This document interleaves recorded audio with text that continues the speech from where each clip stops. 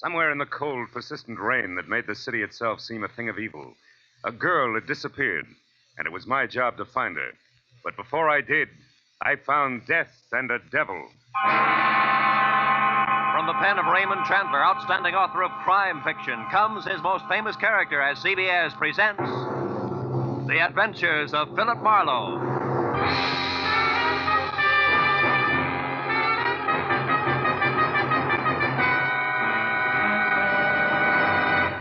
And now, with Gerald Mohr, starred as Philip Marlowe, we bring you tonight's exciting story, The Black Halo.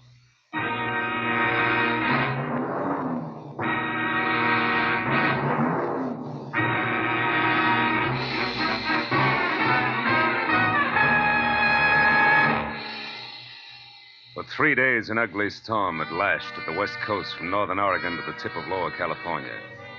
And although it was only noon when I drove up to the sprawling red brick house just south of Santa Barbara to meet a new client of mine, the black that was in the sky and the driving rain that was everywhere left the day bleak and wet and cold.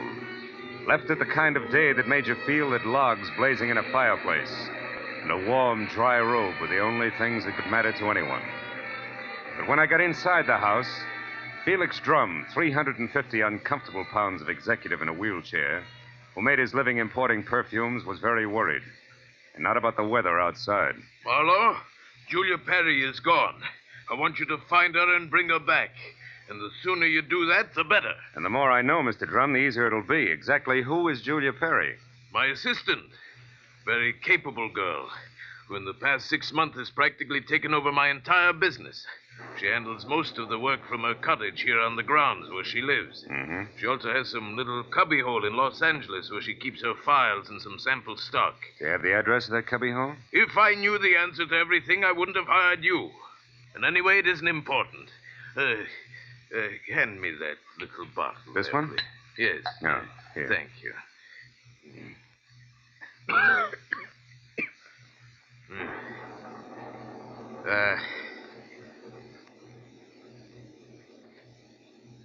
When did you last see Julia, Mr. Drum? 3 days ago. Oh, it was 3 days ago when she left on one of her regular weekly trips down to Los Angeles to bid on perfumes. Usually she stayed away overnight, but the Beechwood Plaza Hotel most of the time, and she was back here by noon the next day. I suppose you've already checked the Beechwood Plaza, huh? Yes, of course. My man Ruby, the one who showed you in, has called the place a dozen times. But they only know that Julia registered there 3 days ago and hasn't been seen since. Well, what about the girl herself, Mr. Drum? I mean her background, friends, family, that sort of thing. As far as I know, Marlowe, Julia has no friends, no family either. She's just a sweet but smart little girl from someplace in Kansas. Mm-hmm. No beaux, not even nice ones, huh? I don't think she had the time. You see, when Julia first came to work for me, she wanted to get ahead, and I gave her the chance. She made good. Mm-hmm. Today, she's as much my right arm as Ruby is my leg. Mr. Drum, did you notice anything unusual about Julia's behavior lately? Yes, and that's the reason I'm worried. About 2 weeks ago, I saw changes in the girl, Marlowe. She seemed less spry, more preoccupied. Oh? Yes. I figured it was overwork myself, since the end of the year always means detailed annual reports, so I made no comment at the time. I see. Tell me, Mr. Drum, what does she look like? Well, I have no pictures, but she's a blonde of medium height and was wearing a plaid raincoat and little circle of a hat when she left. Uh-huh. Altogether, she's sweet and simple, if that's what you mean. Yeah. Do you mind if I stop into the cottage on my way out? Marlowe, you turn the place inside out if it'll help any. Only since I'm certain that Julia's in some kind of bad trouble, you be quick and find her.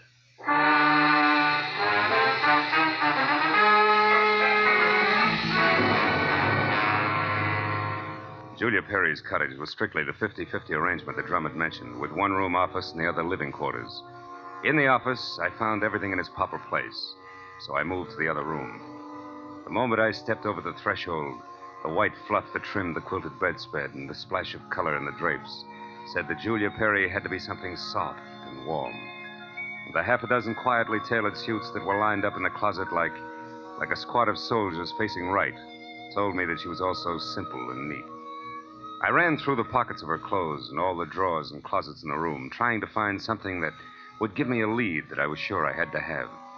But after 20 minutes, I'd found only a leather cigarette case, a package of peppermint lifesavers, and a maroon and gold monogram book of matches, the cover of which was half torn off so that I could only be certain that the middle initial was a V and that an E or an F were on either end.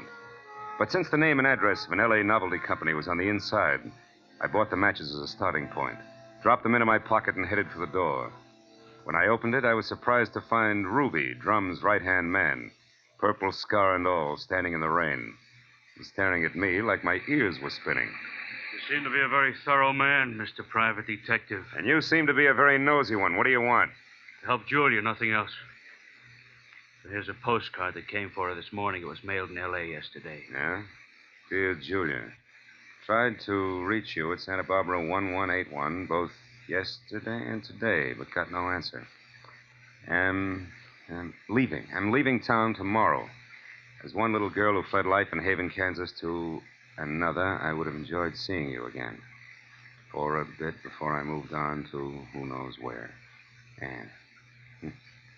Santa Barbara 1181. That the number here? Yeah.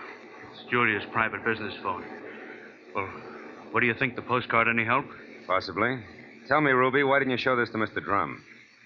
I forgot about it until just now. You're a liar. Well, it's on account of the postcard was delivered here to the cottage. Which is no man's land for you? Yeah, sort of. Mr. Drum doesn't like people who work for him mixing socially with each other. Well, maybe a sweet kid like Julia hasn't got any use for the passes you've been making at her, huh? Hold it. I like Julia, and even if she don't go for me, anything I can do to help her, I still do, understand? Yeah, I understand. I'm not so sure I believe. Goodbye, Ruby.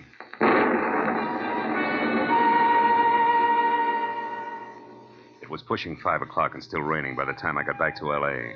and over to the novelty company. Once there, I presented the torn book of matches that I had found in Julia's cottage to a bald man with horizontal question marks for eyebrows, and who, at the crinkle of a $5 bill, tore himself away from his racing form long enough to check the files for a set of maroon and gold initials that had a V in the middle.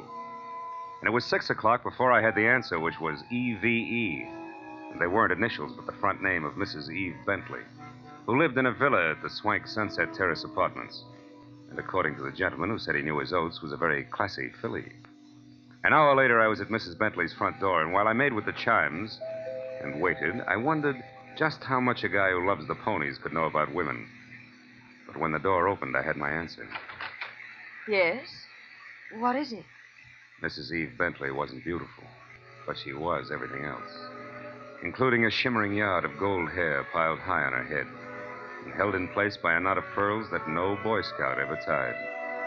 Her face was wide blue eyes and open red lips on a backdrop of soft, fair skin. She wore a black silk jersey dress that must have been sprayed on. She smiled when I said my name was Philip Marlowe and that I wanted to talk. Talk about what, Mr. Marlowe? Julia Perry, ever hear of her?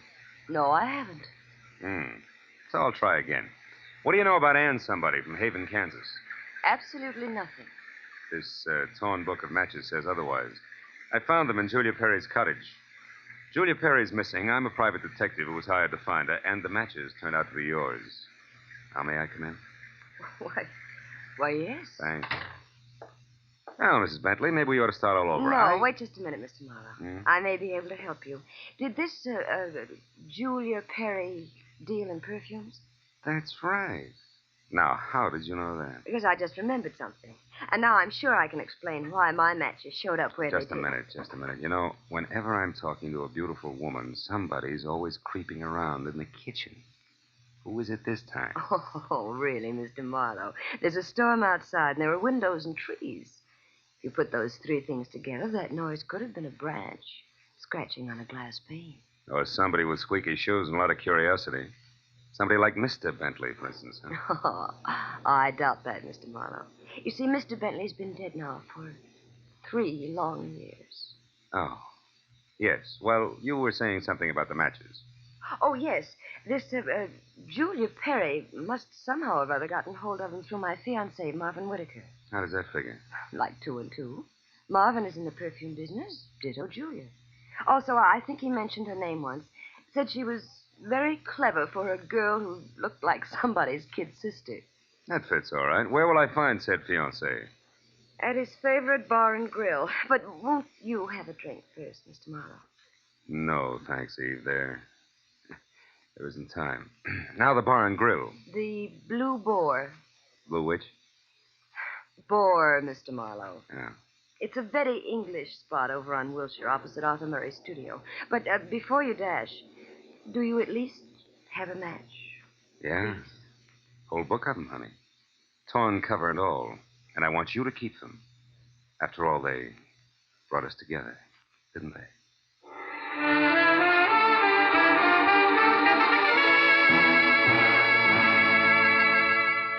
When I got outside, I postponed my run between the raindrops over to Wilshire Boulevard long enough to take a look behind the villa.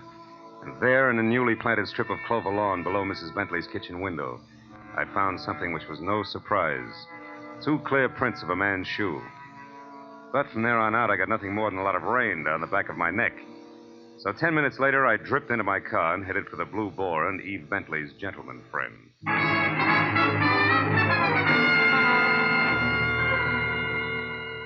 I located Marvin Whitaker, a handsome, hale fellow well met, in a white turtleneck sweater and riding breeches, behind a hot rum toddy in a corner booth that was pictures of steeplechase mounts against newly antique mahogany.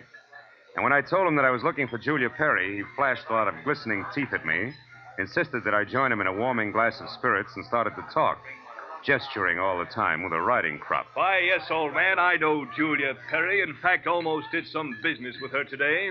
You mean you were supposed to meet Julia someplace? That's right. At 1881 Selma Avenue, to be precise. But she called me this morning and postponed the whole transaction indefinitely. Could you stop projecting long enough to tell me why? She didn't say. Of course, it's of no bother to me on a day like this. No sane man should be any farther away from a toddy than we are right now. So drink up, old boy. It'll do you a world of good. Yeah, I bet it will. Look, Mr. Whitaker, one more question. Did Julia ever speak of a girlfriend named Anne? Someone she knew years ago in Kansas? No, I don't believe she did, Marlowe. Matter of fact, Julia never talked of anything but perfumes. Now drink your drink, fellow, before it's chilled through. Thanks, but no thanks, old bean. I do have to run, really. It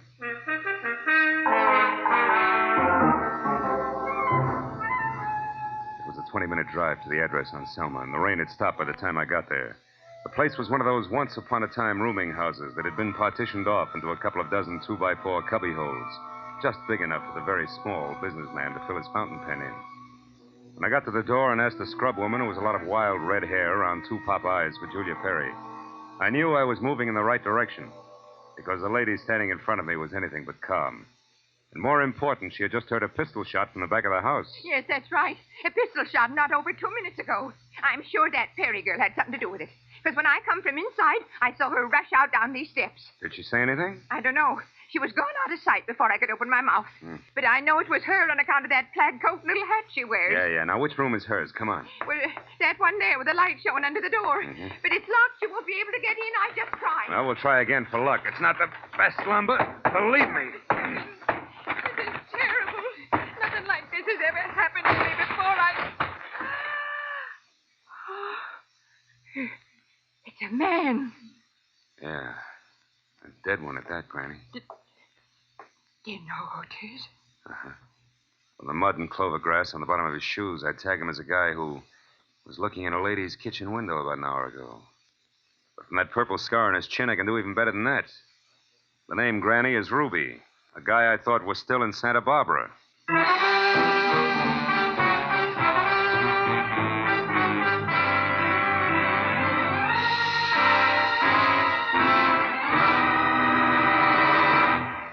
In just a moment, we will return to the second act of the adventures of Philip Marlowe. But first, given clues, even the newest of Philip Marlowe fans can deduce the characters in CBS's great new early Sunday evening comedy lineup.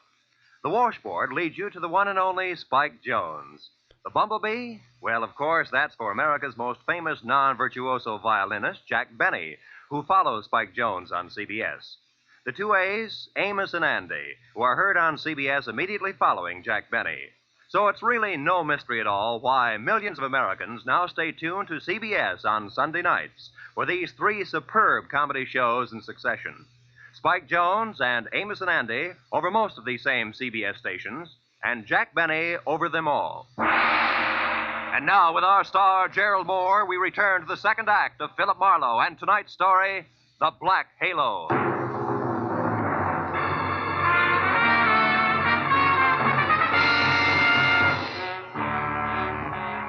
Ruby's body sprawled on the floor, and the girl in the plaid raincoat running away from it meant one thing. Julia Perry's trouble was important, like life, but more like death. A half sneer was congealed on Ruby's face, and his eyes, turned waxy, still held a look of mild surprise.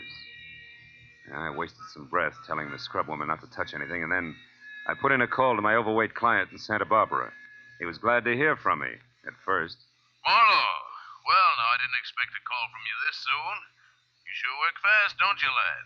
Have you found her? Have you located Julia? Not quite. She's about 5 minutes ahead of me. Incidentally, Mr. Drum, she works fast, too. What do you mean by that? Let me ask the questions, huh? Number one, what was your leg man, Ruby, doing in L.A. tonight? Ruby? Yeah. Why, I sent him in to pick up some medicine for me. Why? Come on, Drum, you can talk straighter than that, and you better. I just found Ruby dead. Dead? Ruby's dead? What happened to him, Marlowe? He was shot. So forget the gags and tell me why he was snooping around. All right. I didn't trust you. No. It's my policy to trust nobody until he proves himself. I sent Ruby in to follow you and check on your progress. That was brilliant. You only made 3 mistakes. First, I don't need to be checked on. Second, you got your man killed. And third, you forced Julia's hand. Because it was Miss Perry herself who pulled the trigger on Ruby. Julia? Marlowe, I don't believe that. Which proves nothing, Mr. Drum, but skip it. Tell me, do you know a man named Marvin Whitaker? Whitaker? Yeah. No, should I? Well, he says he's in the perfume business. Well, I know everybody on the coast who bought more than 2 bottles of perfume at one time in the last 40 years, and I don't recall that name. I think the man must be a liar. So do I. Thanks for the help. And, Drum, if you've got any more expendable flunkies around, keep them out of my hair. I'll call you when I've got something.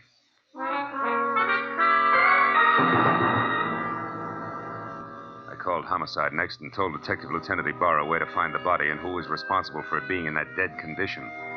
When the question of why came up, I admitted I was still shooting blanks.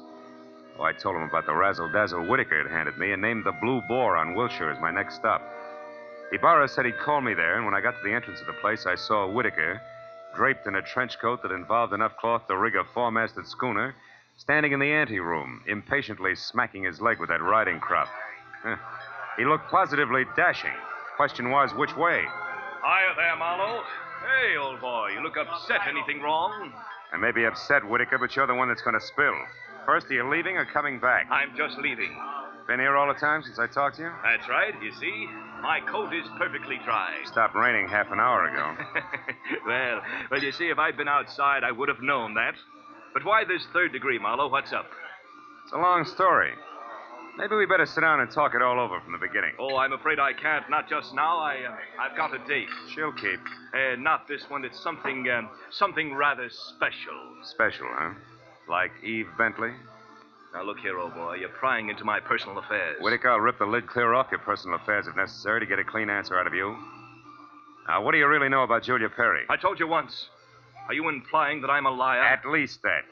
For instance, who puts out Amir? Come on, Whitaker. It's a well-known fragrance. Why, I don't recall offhand. That's strange, because any woman knows Amir's a Dana perfume. Just what are you trying to prove by all this? That as a perfume dealer, you stink. And try this for size. When I got to that address you gave me, I found a fresh corpse there with a bullet hole in it. A murder? Yeah, and your routine was pat, brother, so before homicide starts combing out the snags in your story, you better untangle it yourself right now. You lied to me. Now, why'd you do it, Whitaker? Why the double tone? All right, Marlowe, I'll tell you. I'll tell you this! Oh! He was as quick as a wounded cat. The riding crop slashed across my face even before I'd realized he'd moved. And by the time the red light stopped dancing in my eyes, Marvin Whitaker was gone. I turned as the head waiter walked up to me. He studied the hot red welt rising on my face for a moment and then murmured discreetly that if my name was Marlowe, I was wanted on the phone. It was Lieutenant Ibarra. Marlowe, you can stop beating the brush for Julia Perry. We found her. You did? Where is she, Ibarra? She's out in the alley here, behind the Beechwood Plaza Hotel, Marlowe. Exactly 8 floors down from the window of her room. She fell through the glass roof above the rear entrance. Oh. It's not pretty. Oh. She explained the whole thing, including that Ruby guy's murder, in a note we found in her room. I'll be right over, Ibarra. Okay, don't hurry.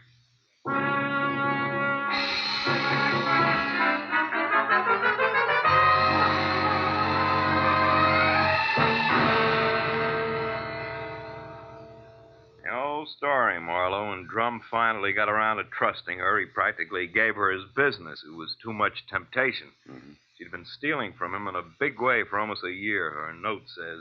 And she decided to run for it when she knew she couldn't hide the thefts any longer, huh? That's right. That Ruby caught on some way, and she killed him, but I guess murder was too rich for her blood, so she came back here, thought it over, and then checked out. Yeah. All she left behind was a little plaid raincoat and a purse over there. Hey, she was wearing a dinky hat, too, Ibarra. Did you find that? Mm-hmm. Come over here to the window, Phil. See down there on that canopy, that little black circle? That's her hat. I sent Mooney down to get it. Can't leave any loose ends around, you know. Yeah. Got a light, Lieutenant? Oh, sure. Here you are. Thanks. Hey, what happened to you? That welt on your face, Phil. Oh, I backed that horsey liar named Whitaker into a corner, and he slapped his way out with a riding crop. And speaking of loose ends, if I ever catch up with that... Ibarra, where did that stuff on the dresser come from? Well, this out of the pockets of Julia's plaid coat. Why? But that's impossible unless... Holy smoke. That's why Whitaker lied to me. Hey, where are you going with that, Phil? Come back here. I gotta check on something, Ibarra, and keep your notebook handy. If I'm right, this deal is still wide open.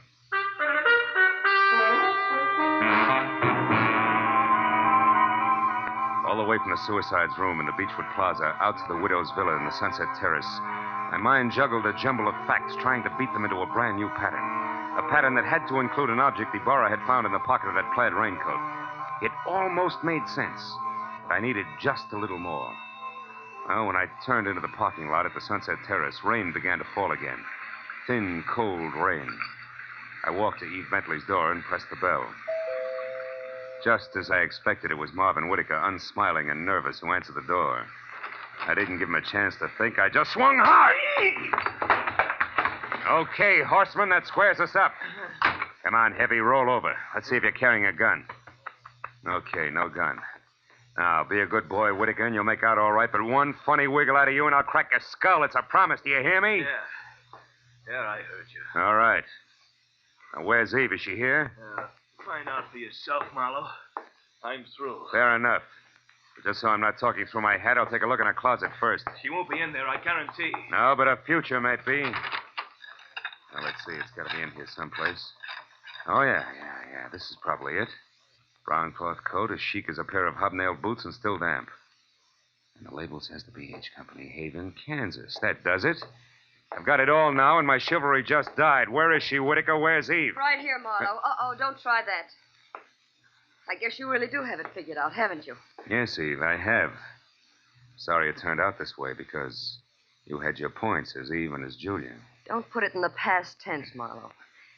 As Eve Bentley, my life is just beginning, and now I've got everything I ever wanted as Julia Perry. Then you're Julia Perry. I was, Marvin. She still is, Whitaker. At least that's what the bailiff will call it in court. There won't be any court, Marlowe. Oh, I'm afraid there will, baby. You're twice a killer now, and both for the same reason, remember? First Ruby, because he saw you as Eve. And the girl you pushed out of the hotel window, who was no doubt Anne, your old chum from the hometown. She must have seen you posing as Eve, too. All right, Marlowe. Anne ran into me by accident and ruined everything. I had no choice. I promised her money and then told her to go to my room at the Beechwood Plaza and wait for me. Eve, I can't believe this. It can't be true. Yes, Marvin, it is true. Darling, I didn't want this mess. I'd have left town this morning as I intended if sweet, sly little Anne hadn't seen me. I tried to get rid of you the easy way, Marlowe. When I sent you to Marvin, the Selma Street address he gave you should have led you to the end of Julia Perry. Is that why you phoned me and told me to lie to Marlowe? Yes, Marvin. I was going there to write my suicide note and use the stockroom for my disappearing act. But Ruby caught me, and after that I had to work fast. But it's all right now. It all worked out perfectly. They were the only two who knew besides you, Marlowe. Aren't you forgetting little Marvin here? Forgetting him? Oh, no, Mr. Marlowe. Marvin's the one person I can count on. That's what you think. You don't get me mixed up in this. Marvin. I bargained for an heiress, not a murderess. Why, you dirty load. All right, then. I'll use this gun on you, too, because I'm getting out of here and no one's going to stop me. But you're right between us, Eve. You can't get us both. He's right, baby. You're not good enough to get us both, and killing just one of us isn't going to solve anything. What do you say? It's been a long night, baby. You just couldn't tell when you were late.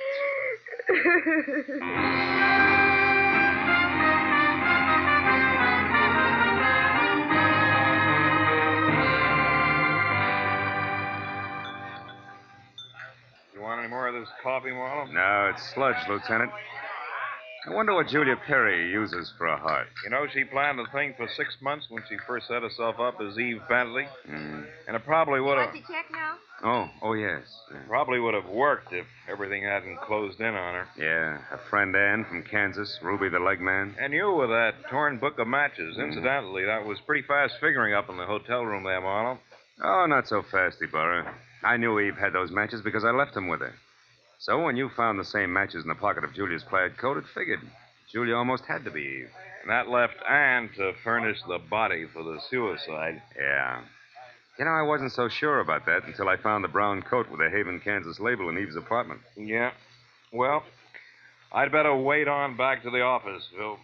Look at that rain come down. Think it'll ever stop? I don't know. I doubt it. Oh, by the way, here, it's her hat. Mooney finally got it down off that hotel canopy. Maybe you'd like it for a souvenir. Yeah. The military people call it a halo hat. Good night, Marlowe.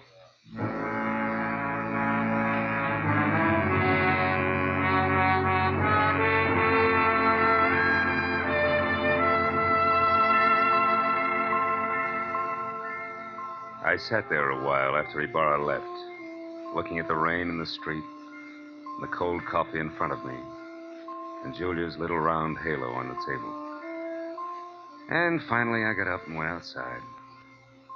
Dirty water scudded along the gutter and gurgled thickly into the sewer drain at the corner. For a minute I caught a glimpse again of the girl I'd figured Julia Perry to be when I went through her cottage in Santa Barbara. Yeah, that girl was an angel. But when I finally caught up with her, her halo turned out to be black, jet black, inside and out. I dropped the little hat into the gutter and watched it go as far as the drain at the corner. And then I went home.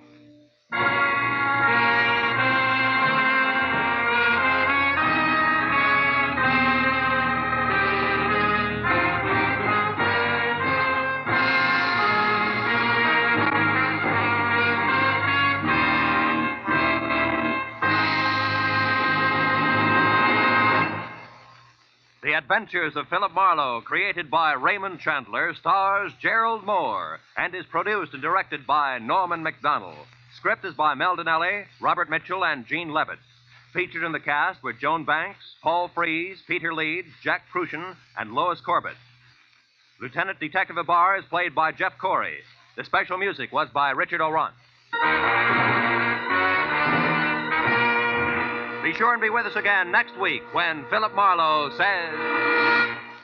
A startled corpse, a blue-eyed woman, and a cryptic message, scrawled by a dingy man with the pieces of a Chinese puzzle that wouldn't fit together, until I found out what was deadly about the orange dog.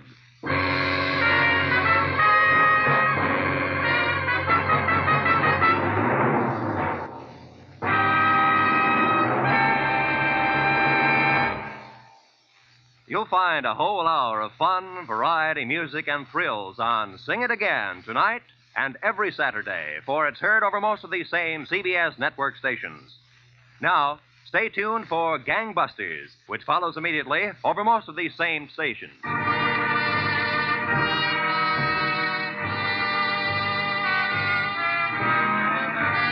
This is Roy Rowan speaking for CBS, the Columbia Broadcasting System.